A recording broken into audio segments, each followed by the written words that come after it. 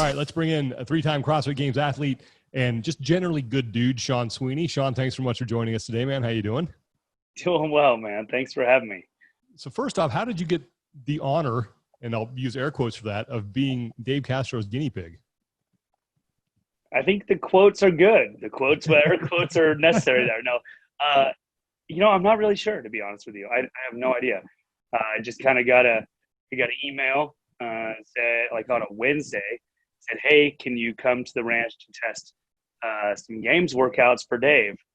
And that was on a Wednesday, and I said, at first I have a million questions, and then I'm like, okay, well, that probably means that I can't compete in the games, so that means that they're pretty confident my backfill's not going to happen.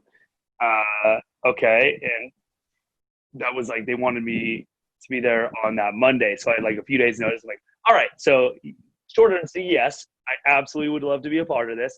Let me figure it out. And so we got it all figured out, and basically, I have no idea how I got asked to do it. I think that being a part of that kind of crew that gets to do that is, I'd say, an honor for sure, and kind of a special group just because they have to entrust you with information that way. I think most people are pretty cool. Like most athletes aren't going to go blabbermouthing, but it's a pretty, I think it's cool to be entrusted with that information and to have your input valued, because obviously you do workouts, but they ask for your opinion and, hey, what do you think about this? And even if people don't ask me for my opinion on stuff, I give it to them anyways. So I thought it was kind of a cool thing to do. I was really, really, really excited about it. I got a couple of questions. One, did you pull the trailer to the ranch? Two, I know you can't give away too much, but what was just your initial impression takeaway from the time spent getting tested on the ranch? Because you're one of the few athletes that has competed at the ranch, because 2016 was the year that they went back to Aromas, and that was your rookie year. That's right. Yeah. So question number one, the trailer is called the Cram-A-Lot Inn. Cram-A-Lot Inn did not make the trek this time. My father-in-law, or soon-to-be father-in-law, has a house like 20 minutes away. So I ended up staying there. So I just drove down and stayed there, and that worked out great. Second of all, I think that you asked, I guess got derailed. You asked me, I'm not the smartest man. I'm good at fitness, but go ahead and reframe that second one in like a 2-second quote. Yeah, just kind of initial takeaways from the testing and the experience at the ranch. Okay. So it was really laid back, honestly. This was kind of a mix between being a competitor and a coach almost, or a consultant ? But the weird part about it is that I'm doing this with my good buddy Jason Carroll and Alessandro Picelli. And so when we start a workout, like, you're a competitor, so you want to push really hard, you want to win, and you just want to do your best. So you get kind of like the nerves about that, and it's almost feels like a competition. But then you also have the analytical standpoint while you're in the workout of what kind of feedback you give. If you had to change something about this workout, how would you change? How would the rest of the field respond to this? How is this line up in your strengths or weaknesses, and so on. So the whole field was really pretty cool, and I thought it was a neat field that Dave and Boz and everyone really kind of would ask us what we thought about stuff. And I think that they really are looking, obviously they're really looking for feedback, because I think that anyone who's a competitor at the games level obviously has a certain amount of knowledge about what they're doing. So I thought it was pretty cool that they really valued our opinions as athletes. And I think that really does kind of shape the way the workouts go. I think we had some good positive impacts on some of them. And on the flip side I think that nobody can question that Dave does a phenomenal job of programming events for the games. Like, that's just something he's just a savant for some reason at that. He's very good at torturing people. And he did have a few in that fashion. I was kind of nervous when they asked me to come out, because I did a little bit of buds and whatnot. And Dave was obviously a team guy and was a renowned buds instructor. So I've had dreams. I didn't make it as this. I didn't make it through as a SEAL. I got kind of ousted, not due to physical, but due to in town, too much fun reasons. That's a whole story for another day. That's a whole new story. But so when they call me, I have dreams probably 3 or 4 days a week of that I'm back in Buds. And I'm like, son of a bitch, I'm going back to Buds now. He is just going to wake us up at 3 a.m., tell us go get wet and sandy, go climb up this hill, just do all this gnarly stuff. And it wasn't like that at all. It was a pretty awesome experience. When you get ready to test an event, I'm curious as to what, if any, information Dave gives you as far as what stimulus he's looking for and what kind of time frame he thinks that the event should be completed in. Kind of. He won't really necessarily tell you. I mean, the stimulus is pretty apparent in most of them, when you get used to looking at workouts like that. But he'd kind of give us some sort of ballpark time I was like, well, what do you think this is going to take? And there was some workouts where he had a couple of other athletes test in various situations. So he'd be like, hey, I had someone test this and this is what they got. And so it kind of was cool to have a little bit of a benchmark there. And that's pretty much all he'd give you. But yeah, Dave likes to throw in some monkey wrenches. I'll put it that way. And how did that change because I feel like, every athlete kind of has their maybe preconceived notion of how the programming comes together. And how did that change coming after that, getting to see a little bit behind the curtain? Man, it didn't really change too much because when you're on the athlete side, your brain kind of, I won't say shuts off, but it definitely, you take the task at hand and complete it. So you kind of have a really zoomed in focus on what you're doing. At least I do anyways. I won't speak for everybody, but I try not to get into the big picture too much because that's just out of your control. So this way, I think there was a lot more thought in looking into, okay, well, where would this workout go in the games and what could we expect to be coming up next and all that type of stuff. So I definitely had a lot more like of a overview or a wide scoped view of the training week than I would if I was in a competition where I just like try not to think about the next event. You take one evolution at a time. So that was definitely a different feel, but it's hard to say. I don't even know how to describe it. Obviously there's less nerves in that setting, but I tell people this all the time, man, I get nervous for workouts by myself in my gym that no one will ever know my score for. Like as a competitor, you just always have that drive to do your best. So that never left, but it was definitely cool to be able to have a different goal than just murder yourself on this workout to like, okay, let's have some feedback here.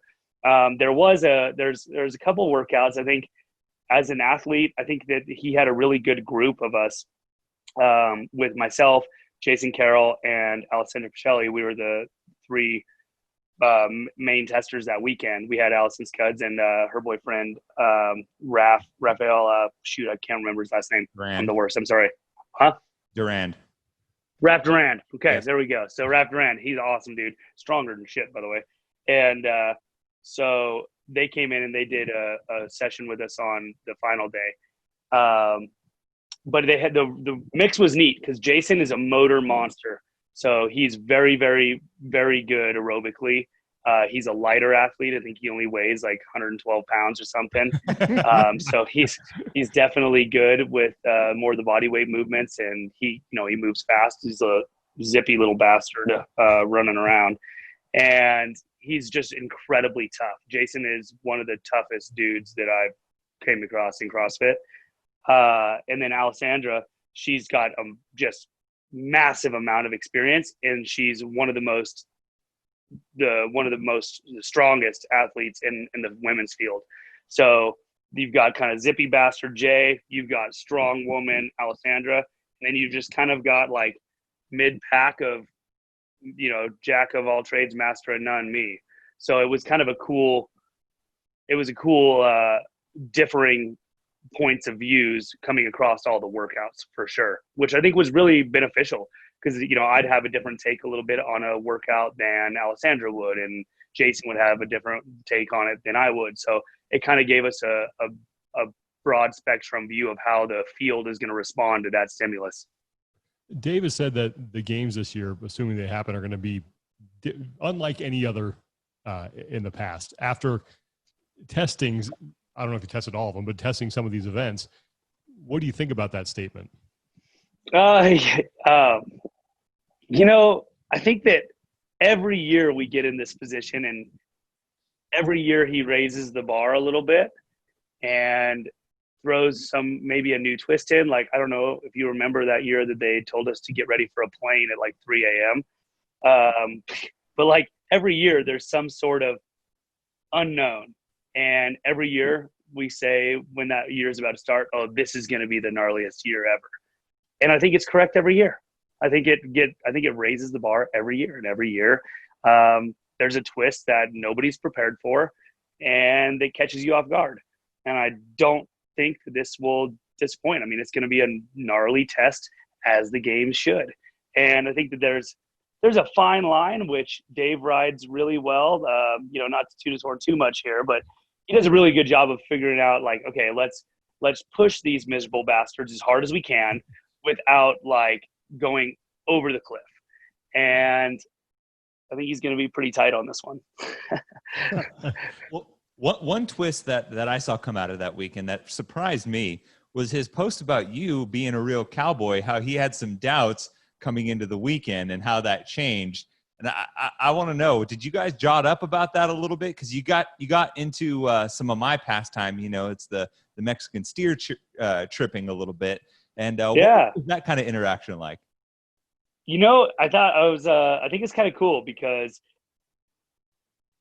you put up or you shut up to a certain extent, and I thought it was kind of cool, like that. You've got to prove yourself to Dave. You know what I mean? In any aspect, I think, and for most people, you have to prove yourself to everybody, right? You have some sort of validity. So I think that he's always been wondering that, and he said that from the very get-go. Like, hey, who's this weirdo in the cowboy hat out on the competition floor? Like, is he wearing that because he bought it at J.C. Penney, or like, does that thing go to work? And so I think when he invited me out, I think whether reputation, like however he decided that he wanted me to be there, was cool. But I think there was also that ulterior motive of let's see if this dude's like for real or not over the course of a week, because you get to know someone a lot better. And so that kind of all turned out. So in the ranch is right next to the neighbors have that the Mexican rodeo ranch. Mm-hmm. And so it's a little bit different than the stuff that I'm used to, but same stuff, same idea. And he just said, hey, like my neighbors are ready for you to come over and try this event. And I was like, okay, what's the event? And he like showed me, and I'm like, oh, like I've never done that. But like I've been on a horse, and I've done tons of rodeo events. I'm like, okay, like, I mean, what's the worst thing happening? Give it a shot. So we go over there, and he's like, okay, they're ready right now. I'm like, oh, like right now? And he's like, yeah. I was like, all right, well, let me take my shirt off at least. So I'm wearing Vanos and these workout shorts and no shirt and cowboy hats. I figured, what the hell? And go over there and look like a total moron, because these guys are like legit. They're dressed up like they should be. And my dad, I swear to God, my dad would have given me so much shit. He's like, what are you wearing them short pants for on my horse? Like he would not have been impressed with that. But so I got there and got on, and when we walk in, there's a dog chasing this horse around with a saddle that's clearly rank. I'm like, this is gonna be, I'm gonna die. Like, I'm gonna die. This is not good. But I'm not gonna say no at this point. You know what I mean? So I'm like, okay, well, I'm just gonna ride this son of a bitch, and we'll see what happens. And then they bring out a different horse. I'm like, okay, this one appears to be a little bit more broke. This is good. And I've never been on a Mexican saddle. So Mexican saddles are a little bit different in just the way that they're built. And they don't have like covers going over. So I'm like wearing these shorts, and they've got these two seams of leather that's just pinching the shit out of my inner thighs the whole time, which is really nice. Kind of keeps you alive. And it was all different, but it was pretty cool. I got on, and it's just like normal riding a horse. And then we gave it a shot, and they were actually impressed. So the first run, I ran down, and I didn't quite get a hold of the tail, but gave it a good shot. And then second run, I had a hold of it for a second and then slipped. But the third run or fourth run, whatever it was, I kind of had that one where you saw on social media where I spun him in a circle. And all the Mexican guys there, they were the legit cowboy vaquero guys. They were impressed. Like, yeah, nobody does that on their first time. Like, well, I mean, that's not my first time. I've done this since I was a kid, just not that particular event. Mhm. But that definitely gained some points with Dave for sure. Because he's like, oh, this dude's pretty legit. And then one of their steers couldn't go into the catch pen, so I was like, you guys got a rope around here? And they're like, oh, over there. So I went and grabbed a rope, and I roped the steer, and we drug him in, which was a risk because you have to train a horse for that. And I have no idea if this horse has been roped on. So I don't even know, like, you can swing a rope on a horse that's never been roped on. They can just start a shitstorm. So I'm like, okay, I'm just going to go for this and see what happens. And it went really well. And then once I roped him, I'm like, all right, as soon as I dally up and start pulling this steer, we're going to know really quick whether this horse has been roped on or not. And it went exceedingly well. So I was really happy for that. And to clear it up, put that on social media, and had I think a lot of people are just really uninformed about the Western lifestyle. And that steer had no harm done to him whatsoever. So I know the internet freaked out about that one a little bit, but yeah, if you've ever had a leash on a dog, that's about the extent of what happened to that steer. Didn't even fall down. So no harm, no foul, guys. So I can also, as a side note, on the plus side, I can now confirm that you're officially 1/8 Mexican, and you can only drink Tecate from here on out. Dude, if my legs weren't this horribly white, I'd agree with you. Well, congratulations, Sean. I didn't know that was going to happen. Yeah, today, you know, Thank you. Thank That's you a very big much. Wow. Final few questions. I just with the CrossFit landscape changing the way it is with a new owner and Eric being brought in, there's a lot of talk about what the season's going to look like and what changes athletes would like to see made. And I'm just curious, what would you like the season to look like moving forward? Oof. Well, I think there definitely needs to be change to the current format, in my opinion, with the the sanctional layout and the open qualification school. But I really miss everybody having an equal opportunity test that's not biased. So I think that, man, I'm trying to figure out the best way to word this. So in no way, shape, or form am I complaining about things being hard or not, or too easy or whatever. I think that where there's a will, there's a way, and you want to be a games athlete, figure that shit out. But I think that it's a little bit tough having different tests with different fields, and you just can't plan on who shows up where. So perfect example. And we all laughed about it. My first, the sanctional in 2019, I won that one in Cape Town in South Africa, right? So we all go to South Africa. It was like, who's going to go to South Africa? Bottom of the damn planet. No one's going to travel all the way to South Africa. Let's go to this first sanctional. And we get to South Africa, and everybody and their mother's there, right? There was like 10 games vets there or something like that. And it was like, holy shit. And I think it just depends. Like, you have no idea what field of people you're competing against. So then you can have like and not knocking on any individual competition, but it's just like, what was the one that there was the China one or something that I think that like Fikowski was the only games guy that was there or something along that. And I could be wrong. I'm not quoting it exactly, but just the difference in field makes a big difference in how it plays out. And obviously the programming can be a little bit biased one way or another. And it doesn't, in the grand scheme of things, that's not a huge deal. But I think I really miss regionals, not necessarily in that format. And we don't even have to call it regionals. We can just say standardized professional competitions to advance the games. Let's just call it that, whether that's a sanctional or regional, it doesn't matter, whatever you want to do. But standardized competition that everybody has the same relative test and the same obstacles to overcome to get a games invite. The thing that I think that regionals did was it really incentivized the thing that sanctionals don't. It really incentivized another 10% of our population to take training seriously. to take that step to regionals, because hey, you making it to regionals and making it to the games are very different beasts, right? And there's a lot of people that are really, really good that were kind of fighting in that cusp. Like, dang, I was, I'm 100 spots out for making regionals. Maybe next year I get a push. And you might have a shot at making regionals, but you have no shot of making the games in the next few years. You know what I mean? Mm-hmm. So I think that broadening our competitive pool was a really good thing. And with doing the sanctionals, and you can argue it both ways, but there was something novel about being part of the CrossFit Games channel. You know what I mean? About being of CrossFit Games, not being ex-sanctional. Like, even though, hey, they are giving one spot away to a CrossFit Games person, that's cool and it's a big competition. But it didn't have the same novelty and the same air about it as that standardized CrossFit competition. So I would like to see that come back, and I don't really know anybody, I don't think, that wouldn't like to see that happen. There's tons of people that don't like it, I don't know, but most people that I know kind of agree with that. They really, really loved that setup. So I would like to see something like that come back into play. And I don't know if there's a way to tie in regionals.